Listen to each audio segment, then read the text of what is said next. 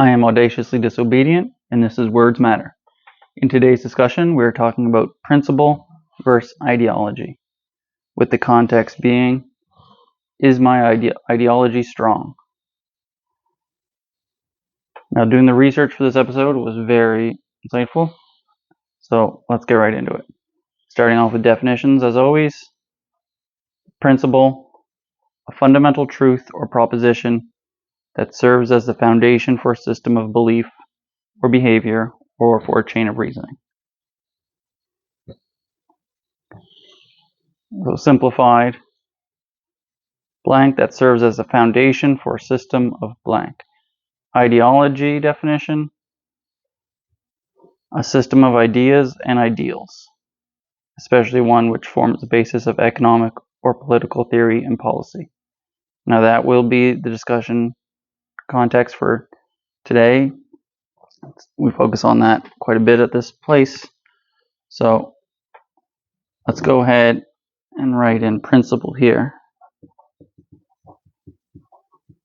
This will be the principle, and the principle serves as a foundation for a system of, see that? Ideology. So the principle serves as the foundation for the system of an ideology. Now, it can serve as the foundation for the ideology. There are lots of different principles. What are some common ones? There's ethical and moral principles, spiritual principles, legal principles, such as due process and presumption of innocence, scientific principles, education, design, personal development, and business and accounting. They all have fundamental truths that serve as foundation for building that industry or what have you. What are some common ideologies? Well, I've broken these ones up into different categories. The first category being statism. I've broken that one down into socialism, communism, and authoritarianism. Socialism and communism are largely economic, and authoritarianism is just the idea that some people have the right to boss other people around. Socialism is the idea that the means of production should be owned by the public, which doesn't really make sense, but we do kind of live in that now, so. But you can't really have that, even theoretically. Communism, not only do you have public means of production, you also have publicly owned property. So socialism, the guy that builds toothbrushes builds them for everybody. The means of production is owned by everybody. And then communism, not only does the guy building the toothbrush is owned by everybody, but also everybody's toothbrush is also owned by everybody else. So that doesn't sound like fun, and practically makes no sense. The other type of ideology, anarchism. Basically, statism is you have a ruling class. Anarchism, there's no ruling class. So different types of ideologies under anarchism: libertarianism, voluntarism, and pacifism. Libertarianism is basically the idea that just leave me alone. Voluntarism is the idea that all human interaction should be voluntary. Consent is what matters. And pacifism is the idea that you should never engage in conflict even if someone is attacking you. Now, obviously, pacifism is an anarchist idea, because how would the government enforce any of its dictates if they weren't allowed to use violence? Other ideologies: conservatism, liberalism, and environmentalism. So conservatism is the idea that all institutions that exist right now are legitimate and should be upheld. That we already know that that's not a fundamental truth. That's simply an idea. Chattel slavery was abolished. That whole institution is now gone. Liberalism, it's an ideology that claims to value individual rights. And environmentalism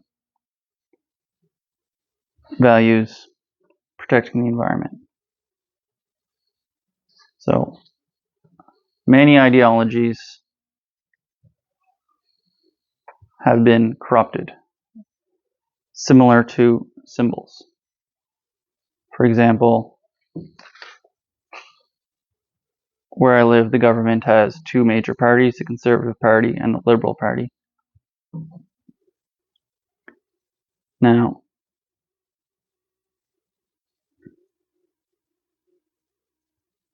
these aren't really statist ideologies. Liberalism is about protecting individual rights, so how could you have a government that protects individual rights? That doesn't really make sense. And environmentalism has obviously been corrupted with the whole carbon tax business. But it doesn't really matter. When we're talking about ideologies, claiming to be a conservative is like claiming to be a Christian. It doesn't really mean anything.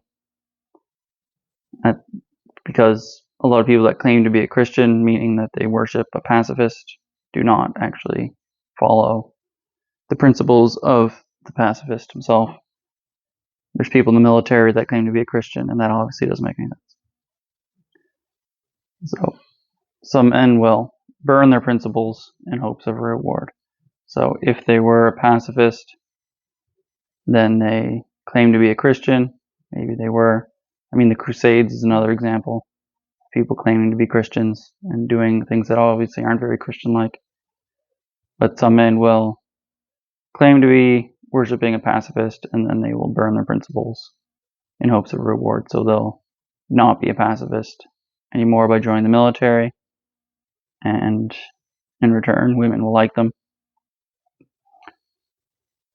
And there you have it.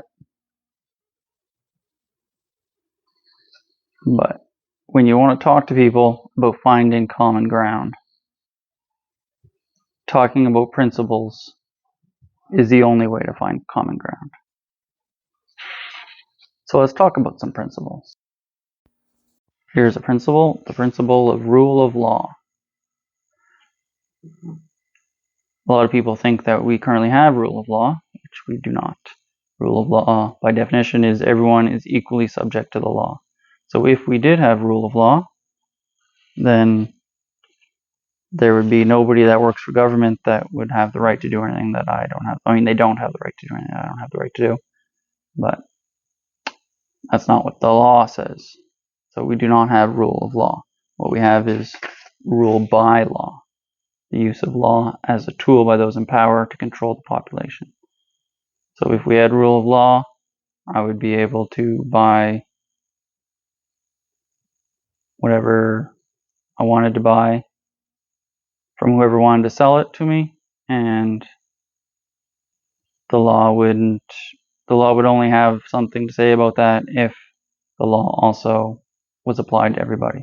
For example, a missile defense system, machine gun grenades, or a different substance. Antibiotics is a good example of something that people just don't have the right to get unless they have the permission from a certain person that paid a certain fee to be certified in a certain thing.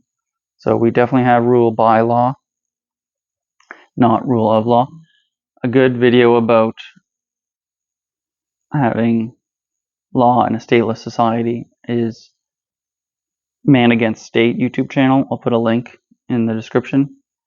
That's a great video about each law has a cost, a price.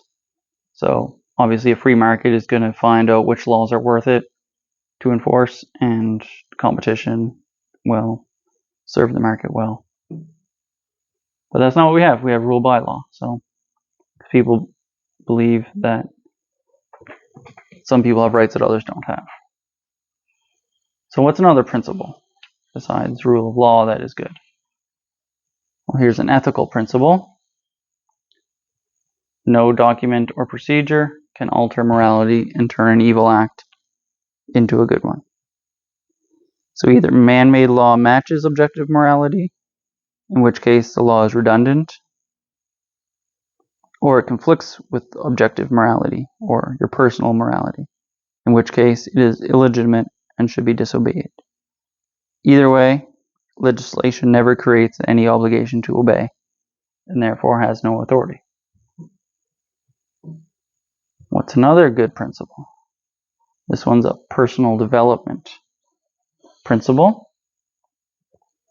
Nobody is morally obligated to do what they think is wrong. Whenever there's a conflict between what authority commands and your own conscience, you have the right to disobey. That means the one giving orders is not authority, since authority means the one with the right to rule you, and you must obey. That's a pretty good principle. I can't find an example of how that doesn't apply to the real world when you seek truth. Here's a legal principle. Nobody can delegate a right that they do not have, which means Parliament does not and cannot have acquired the right to do anything that you do not have the right to do yourself. That makes sense? I can give my friend the right to drive my car. I cannot give my friend the right to drive my neighbor's car. I can only delegate rights that I have. I have the right to drive my car, so I can delegate that right to someone else. And here's another good principle. Initiating aggression causes violence. This is also known as the non-aggression principle. So if you don't want to cause violence or conflict, don't be the one initiating aggression. So, in conclusion to the question of, is my ideology strong? What we have is principles being the only way to find common ground. We have things like the rule of law, which the idea of it has been corrupted. People say it all the time, but the actual principle does still apply. You have all these other principles that seem to hold up to robust. I mean, if you can find an exception to one of these principles, I would love to read about it in the comments. So the conclusion is, it doesn't matter. Your ideology does not matter. It's the principles that matter. So talk about principles. Talk about the thing that serves as a foundation for the system. That's where we can find common ground, is at the foundation. If you already agree with someone on the foundation, then talk about how things might work. But if you're not agreeing on the foundation, there's no sense in talking about your ideas. Talk about the principles, the fundamental truths, and different propositions. So let me know in the comments how wrong I am, and always remember, obedience is not a virtue.